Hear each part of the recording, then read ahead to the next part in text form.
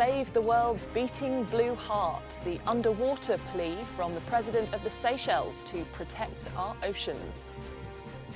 And we'll take a look at the stories making headlines around the world.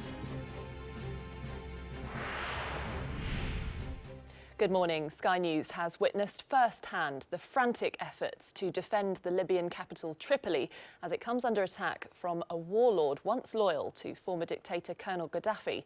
A ragtag coalition of militia is trying to repel the forces of the Libyan National Army, who are now within 15 kilometres of the city centre.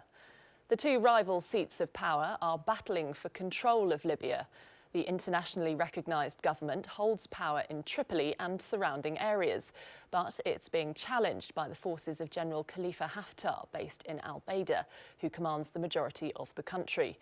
More than 120 people have been killed and thousands forced to flee their homes as the battle reached the city of Ain Zara on the outskirts of the capital. Sky's special correspondent Alex Crawford is there with cameraman Kevin Shepherd and producer Kenny Stewart, and they sent this report.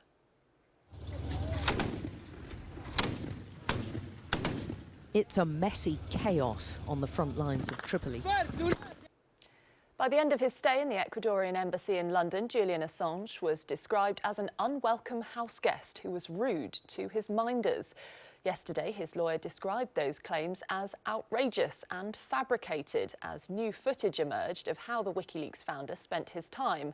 The political row over his extradition to Sweden to face possible rape charges will now be left to the Home Secretary to defuse, as Sky's senior correspondent Lisa Holland reports. A glimpse inside the self-imposed confinement and monotony that was Julian Assange's life for 7 years. Well, let's take a look now at the stories making headlines around the world. The Gulf News out of Dubai reports on the 570 people stranded in the UAE's mountainous region after torrential floods pounded the country over the weekend. Emergency teams received thousands of calls for help. At least 170 people were airlifted to safety. Saudi Arabia's Arab News pictures extraordinary plans by the government for its pavilion design for Expo 2020. Well, it was described as the impossible comeback, but nearly 2 years after he was arrested for driving under the influence and after battling a serious back injury, Tiger Woods has claimed his first major title for more than a decade. Sky Sports correspondent Martha Kellner reports on his remarkable journey back to the top. 22 years on from the first green jacket comes the fifth. Turning his golf club into a time machine, the Lazarus of sport pulling off his finest victory to date. The President of the Seychelles is calling for more action to protect our oceans, describing them as the world's beating blue heart.